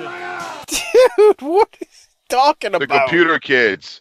Everybody knows that New Zealand is a hub for fucking athletes. Yeah. What's his name? Unconvinced Ray down there? Fucking. No, he's not New Zealand, you dumb ass, but okay. But it's the same thing down there. Jesus Christ, they're fucking tucked away on the left corner of the flat Earth. These assholes are too busy worried about a fucking dingo eating their baby to be fucking athletes. So I don't want to hear it. You remember that, Mike? A dingo ate my baby.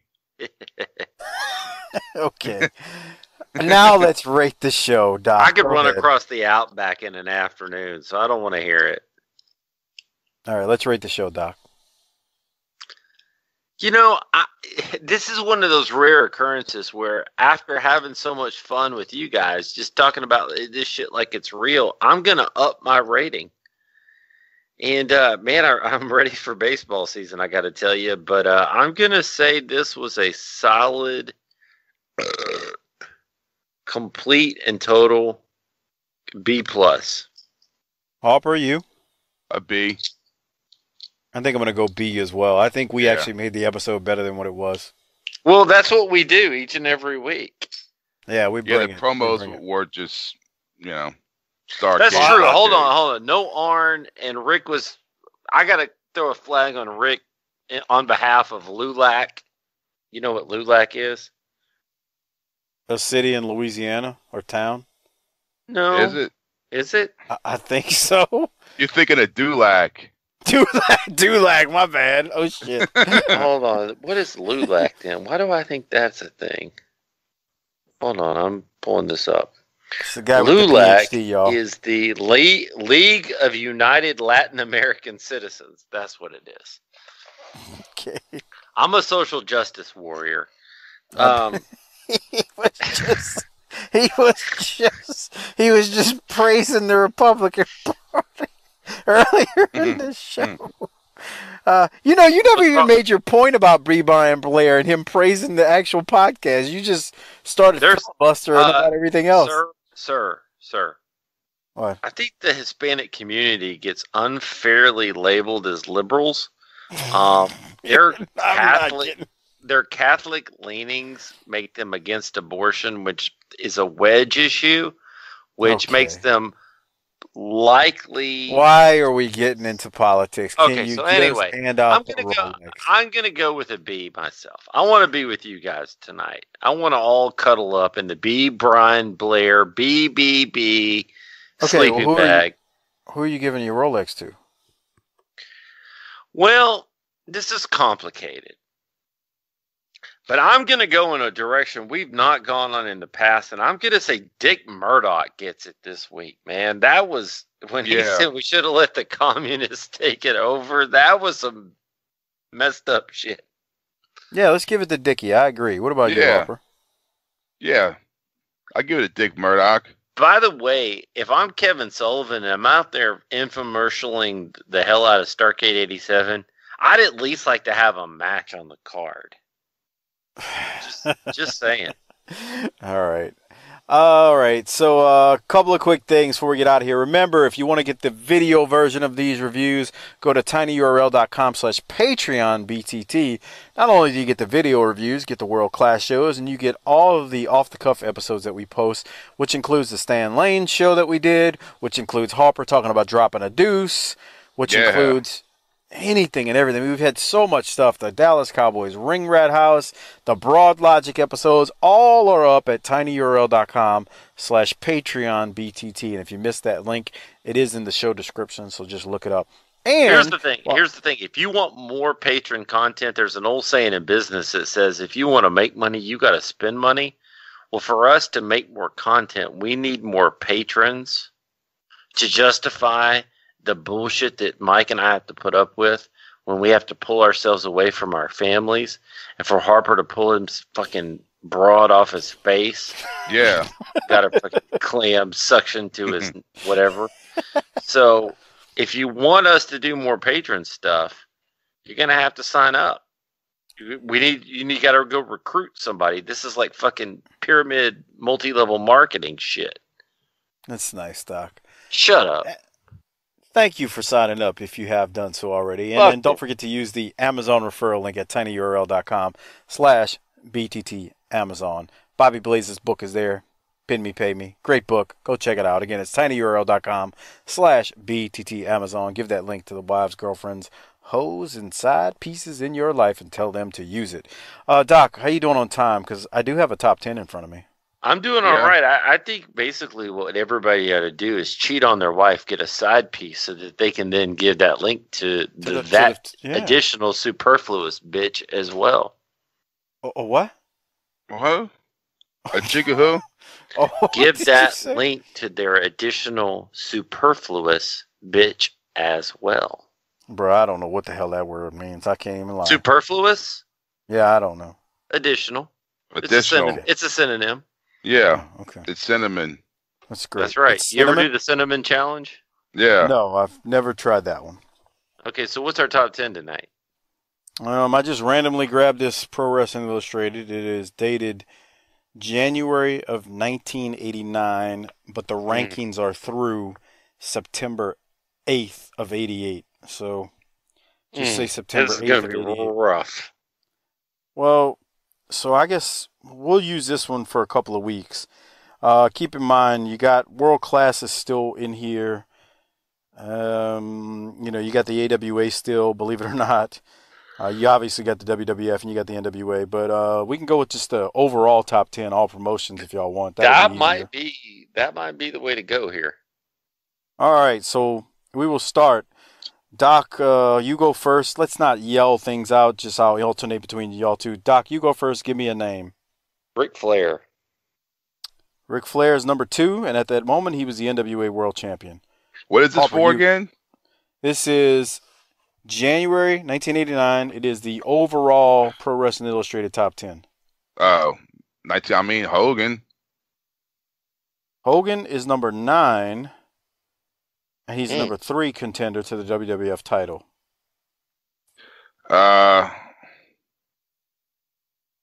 You got Warrior, Macho Man, all those guys. So you got Warrior is number 10. He was the IC champ at that moment. And you're right, Macho Man is number 1. He was the WWF World Champion. Let's see. Rick Rude. And no, not on here. Not on the overall top 10. Rick Steamboat. Nope. Do you like how we just decided to not listen to anything? Yeah. Sting. Fuck you, Mike. The irony is, Sting is on there. Y'all finally got one of the ones in the middle. So far, number 1 is Randy Savage. Number 2 is Ric Flair. Then y'all got Sting at number 6. Y'all got Hogan at number 9 and Warrior at number 10. Lex Luger. He is number 4. Barry Windham. Barry's number 7. Good one, Harper. Real quick, Barry was the U.S. champion at that point. Bret Hart. No. By the way, Luger was the number 2 contender to the NWA title at that point. Yeah, that's early for Bret Hart. Ricky Santana. Oh, yeah. No minorities. No. Y'all are only missing Kerry Von... Fuck off. What? Whoa, you fucking... Kerry Von Erich. Kurt Hennig. Kerry was number 8, and he was the world-class champion at that moment. Kurt Hennig. No. Nick Bockwinkel. Rick Martel. Nope. Stan Hansen. You're only missing 2 in there. You haven't said them yet. Jumbo Saruta. No. What'd you say, Harper? Funk. Nope. Tatsubi Fujinami. Nope. Is it Garvin? Nope. Dusty. So just because y'all are, just let y'all know, the only numbers y'all are missing right now are number 3 and 5. Lawler. Doc got it. Lawler is number 3. He was the AWA World Champion at that time. Okay. And there's got one more. There's one more, and it's so obvious. Y'all are gonna be like, "Oh, wait, oh, it's so obvious." Oz. No. Yeah, great job. So obvious. You got to remember, September. Is it Ted DiBiase? There we go, Harper. There you go. We got them all. Well, the overall is easier to do than when you do like world class or something like that. Well, no shit. We're the ones having to come up with this shit, so we understand what's hard and what's not. But we just did it all. Harper and I are going to go for drinks after this, man. Yeah, we're going to go meet up with Stan Lane, meet some broad in the Marriott out by the hotel in the bar, and fucking triple team her in the bathroom. So let me recap it real quick. By the way, I'm going first. I don't know what you and Stan are going to do, but I'm going first. Oh, fuck. We got Randy Savage at 1, Ric Flair at 2, Jerry Lawler at 3, Lex Luger at 4, Ted DiBiase at 5, Sting at 6, Barry Windham at 7, Kerry Von Erich at 8, Hogan at 9, and Ultimate Warrior at 10. And those were your overall top 10 rankings in the PWI of January 1989, which are rankings listed through September 8th of 1988. And before we get out of here, thank you to Our Vantage Point, the Retro Wrestling Podcast, run by Joe Murata and Michael Quinn. They do their show every single Monday, the northern version of BTT, slightly classier, a little bit more professional, but still great guys. So they support us, so you should support them as well. And hold on. I keep hearing you mention those guys every week. Harper and I don't know those guys. When are they going to have us on? Yeah. Don't know this, because here's the thing. I keep listening to that Mid-South thing. You know, you could bring Harper in on that. World class. You could bring us in on that. You're repping people, but Harper and I don't know. You're getting a little bit out there, pal. I don't like this. Okay. Who is this? The slightly northern version? Well, Harper's the northern wrestling expert. You're right. I don't know about that. I got world class covered and southern wrestling. He's the northern wrestler. You don't know about that. I don't know about that. You hear that shit? That's fucked up. All right. Are you finished? That way I can get the plugs out so we can get on out of here? I mean, Jesus. What other podcast are you going to talk to that Harper and I could go help out?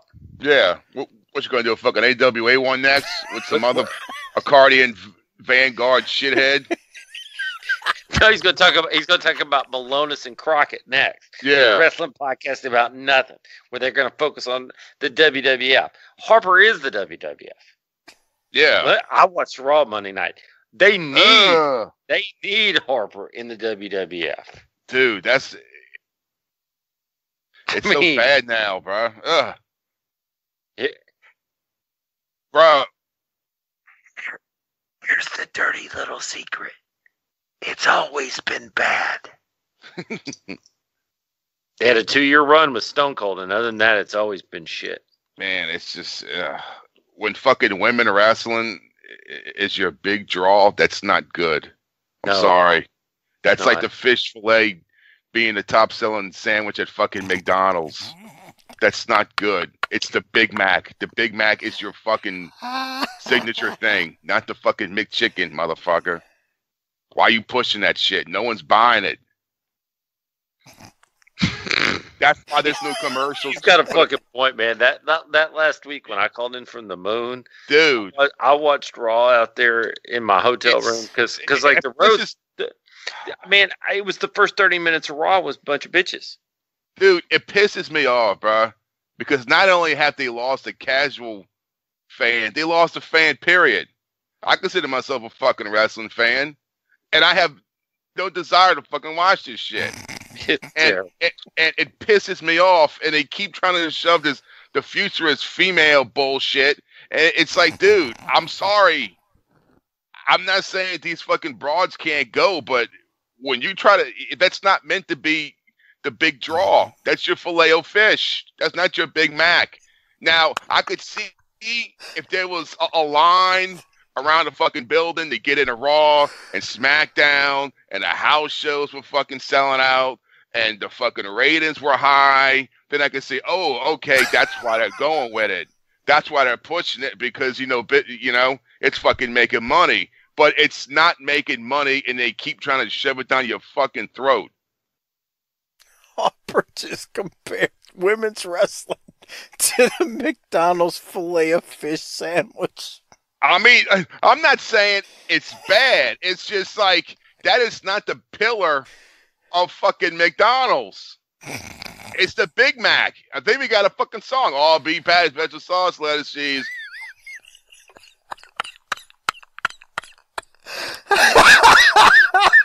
Don't stop singing the song now, shit. Doc, are you there?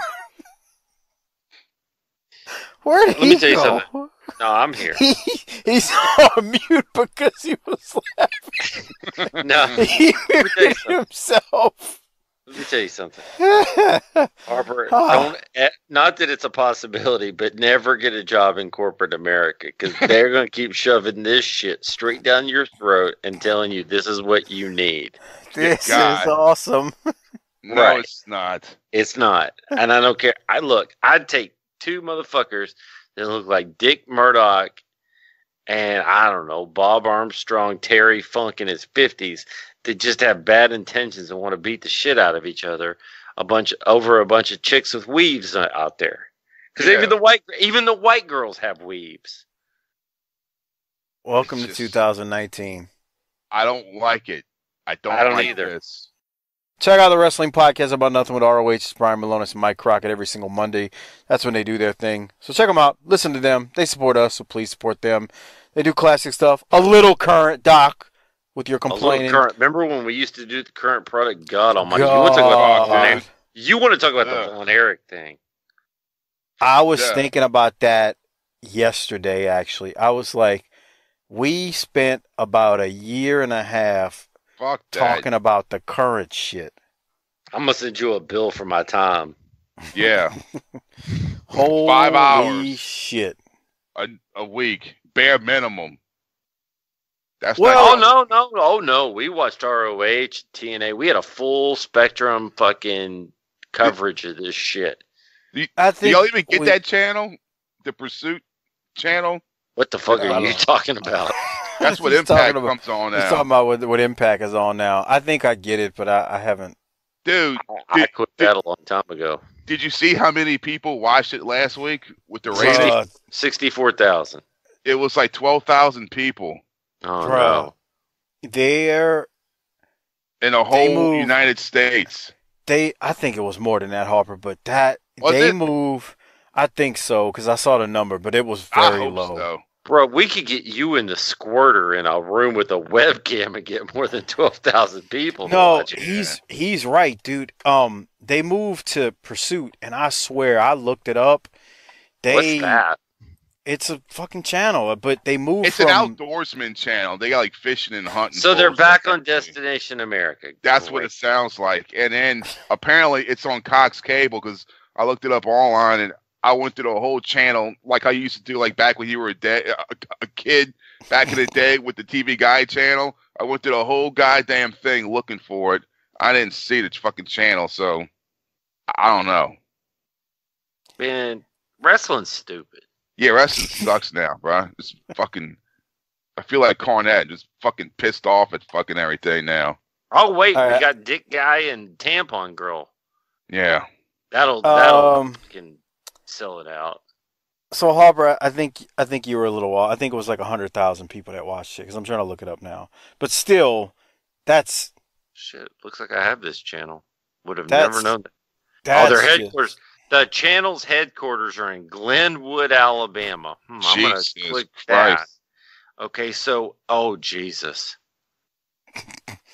So, if Wikipedia is to be believed, and this is so good on so many levels, the town where their channel that is now running Impact is located is Glenwood, Alabama. That has a population of 187 people. What?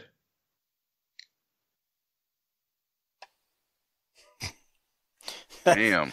I don't believe what he's reading. I don't know. That's not. I can't. Well, at least if we're going to do demographics, it's 30% black, so it's better than normal. But Glenwood, Alabama is the headquarters of the Pursuit Channel. There's 187 people in the town that run the channel that's putting on my wrestling project. Or that's like a little subdivision. If they come run in that town, there's not enough people. We're back to Smoky Mountain days. Man, fuck. Like I said, Harper hit the fucking tagline.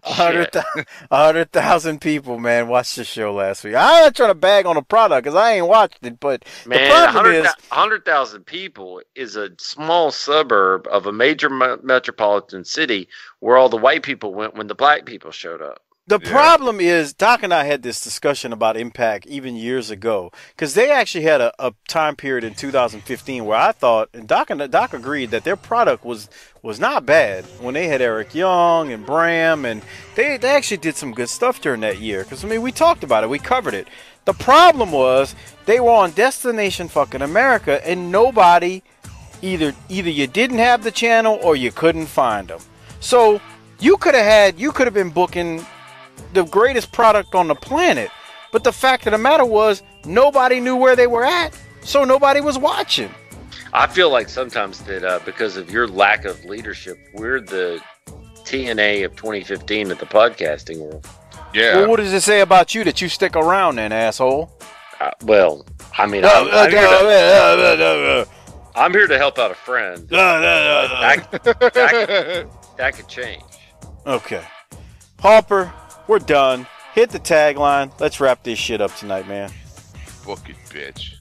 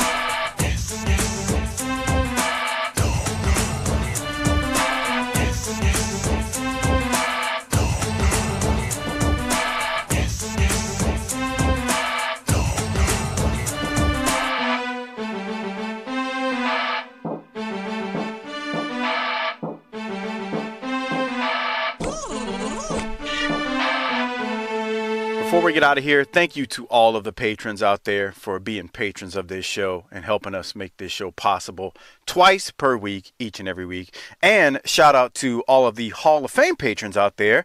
Mike Childry, K_Row, Disrespectfully Classy, Mark E. Blassie, Jeffrey, Craig Norman, Johnny on Patreon, the great John Dean at YRC21, Josh Dunn at Ryan in Auburn, good old Justin, Robert Smith, Joseph Ice, Tim Morecci, Adam Price, Brian Evans, Mark Wilson, Armando Martinez, David Jordan, Jesse Jacobs, Josh Fields, Chris Myers, Gerald Green, Mitchell Johnson, Mike Pru, Will Parker, Jeremy Bryant, Classy Alex, Slider91 US, David DeVries, Frog Zeppelin, SV Pagem, Bill Salsa, Big Rich, at Spyboy Sports Cap, Ari Miller 39, Dustin Roberts, Jay Shiny, Ruben Espinoza, Merciless Jones, Jesse Lucas, Chris Browning, Justin _Andretti, Coleman 822, Marty Howell, and T-Hog 94. And before I get out of here, special shout out to a friend of the show. Check out the Bottom Line Wrestling Cast. from Mike Pru and his buddy JV, who are breaking down the career of Stone Cold Steve Austin month by month on a weekly basis. I think they are currently covering 1998, depending on when you are listening to this. But you can go back and check out 96 and 97, those years of Austin. And it's a good show, so check it out. New episodes are released every single Monday. They're available on most platforms, including iTunes, Stitcher, Spotify, Podbean, Google Play. You know how it works with podcasts by now. And you can also find them on Twitter at Bottom Line Cast. So once again, thank you to all the Hall of Fame patrons, and check out the Bottom Line Cast with Mike Pru and JV. And that's it, guys. Until next week, book it, bitch.